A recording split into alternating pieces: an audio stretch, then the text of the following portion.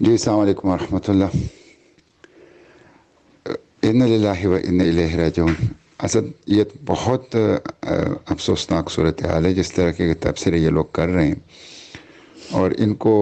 مطلب یہ آخرت کی جواب دہی کا کوئی احساس نہیں ہے کہ کل کل ان چیزوں کے بارے میں پوچھا جائے گا تو کیا جواب دیں گے، بغیر کسی معلومات کے، بغیر کسی انفارمیشن لیے، موقف لیے اس طرح کی چیزیں کرنا، خود ہی الزامات لگانا ہے، بڑی افسوسناک صورتحال ہے۔ دیکھیں، وہ جو ساحل عدیم کا ایشو تھا اس پہ اچھی خاصی وضاحت آ چکی ہے جن کو وضاحت درکار تھی، لیکن جو وضاحتوں سے مطمئن نہیں ہوتے ہیں، جن کا اپنا کوئی ایجنڈا ہے، تو اس کا تو کوئی علاج مولانا مودودی رحمہ اللہ کے پاس بھی نہیں تھا۔ یہ جو غزہ ہے کیمپین ہے، سیو غزہ کیمپین، یہ تو ایک سول سوسائٹی موومنٹ ہے، ایک ہے پولیٹیکل، جس میں تمام سیاسی سماجی تنظیمیں سب لوگ آ سکتے ہیں، بات کر سکتے ہیں اور آتے ہیں، بلکہ یہ ایک سول سوسائٹی موومنٹ بھی نہیں ہے، یہ ایک ایمرجنسی کال ہے، اور یہ ایمرجنسی کال جو ہیں وہ جیسی غزہ اللہ تعالیٰ کرے کہ یہ کنکلوڈ ہو جائے مسلمانوں کی جیت پر، فتح پر، تو ختم ہو جائے گی، تو اس کے لیے ہے، اور روز کی بنیاد پہ ہم نکلتے ہیں، مختلف شہروں میں نکلتے ہیں تاکہ ایک اتحاد و اتفاق کی فضا غزہ کے حوالے سے ہو اور ہر سیاسی سماجی لوگوں کو آنے میں کوئی ممانعت نہ ہو۔ اب اس میں یہ بھی آیا، تو اس نے جب گفتگو شروع کی تو اس سے ہمیں بھی دکھ ہوا، ہم دونوں ارکانی جماعت ہیں، تو اگر آپ ویڈیو دیکھ لیں تو جب ان کے گفتگو شروع کی ہے جماعت کے حوالے سے تو اذان شروع ہو گئی مغرب کی، تو یہ چپ ہو گیا، تو اسی وقت ہم نے ان کے بیک پہ مشورہ کیا اور ہم نے کہا کہ اس کو بتا دینا چاہیے، اور بتا دیا ہم نے ان کو کہ یہ تو ہم جماعت کے لوگ ہیں اور اپنی ان باتوں کو ذرا کمپنسیٹ کرو اور یہ ذرا اس کی طرف جو ہیں وہ تلافی کرو، لیکن یہ اس سے اریٹیٹ ہو گیا۔ اب یہ ہے کہ ہم زبردستی کرتے تو ایک بدمزگی پھیلتی،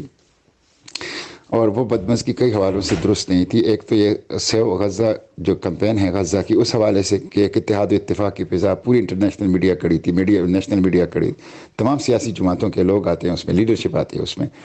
تو غزہ کے لیے جماعت نے ہمیشہ سے امت کے مفاد میں، امت کی اجتماعی مقاصد کے لیے اس طرح کی قربانی دی، کوئی نئی بات نہیں ہے۔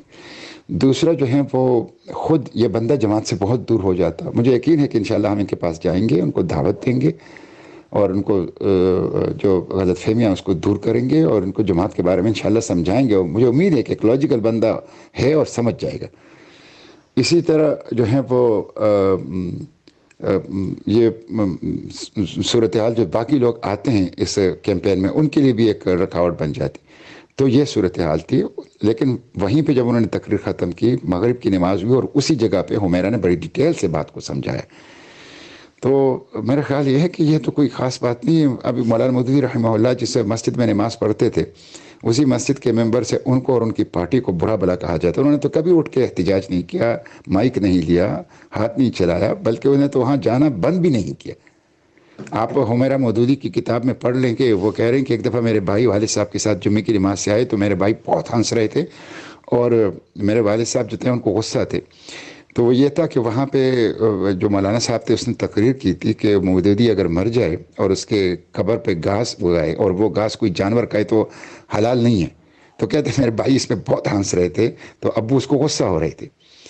تو یہ ہمیشہ سے ماضی میں بھی ہوا ہے،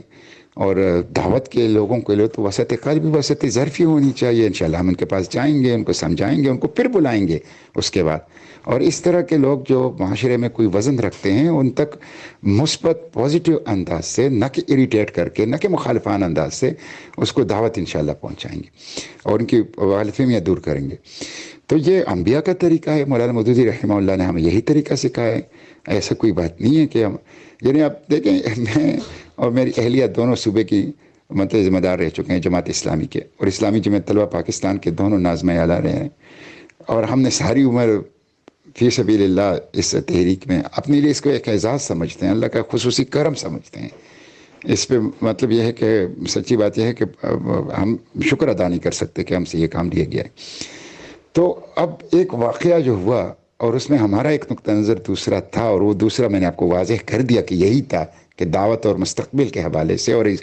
غزہ کے کاس کے حوالے سے، تو اس کو بنیاد بنا کے یہ ٹھیک نہیں ہے۔ باقی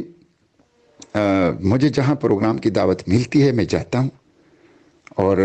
جہاں نہیں ملتی وہاں اس لیے نہیں جاتا کہ میں جماعت کا ایک کلچر نہیں، اس لیے کہ میں جماعت کا کوئی ذمہ دار نہیں ہوں. وہاں جا کے بندہ بیٹھے، وہ پھر مجھے نظر انداز نہیں کر سکتے، اسٹیج پہ بلائیں گے، تقریر کرائیں گے، اور بہت آکورڈ لگتا ہے، دل و دماغ پہ بوجھ ہوتا ہے کہ اب ان بیچاروں کو میں نے امتحان میں ڈال دیا کہ میرے لیے وقت نکالیں گے. تو اگر آپ اس کو لاکھ کہیں کہ بھائی مجھے نہ بلائیں اسٹیج پہ، میں یہیں بیٹھوں گا، میں تقریر نہیں کروں گا، مانتے نہیں ہے کوئی. تو ایسی بات نہیں ہے انشاءاللہ. اور مجھے دکھ ہے کہ بجائے اس کے کہ جو مخالفین جو کام مخالفین نے کرنا تھا وہ ہمارے اپنے لوگوں نے اپنے ذمہ لیا ہوا ہے. اور دکھ مجھے اس پہ ہے کہ جو لوگ جماعت کے سوشل میڈیا کے ذمہ داران ہیں، جنہوں نے لوگوں کو یہ بتانا ہے کہ سوشل میڈیا پہ یہ چیزیں ڈسکس نہیں کرنی، وہ خود اس کو ڈسکس کر رہے ہیں اور بڑے غلط انداز سے کر رہے ہیں. تو بس دکھ ہوتا ہے، لیکن میں اپنی طور پر جتنا بھی اصلاح کی کوششیں ہیں وہ کر رہا ہوں. جزاک اللہ خیر.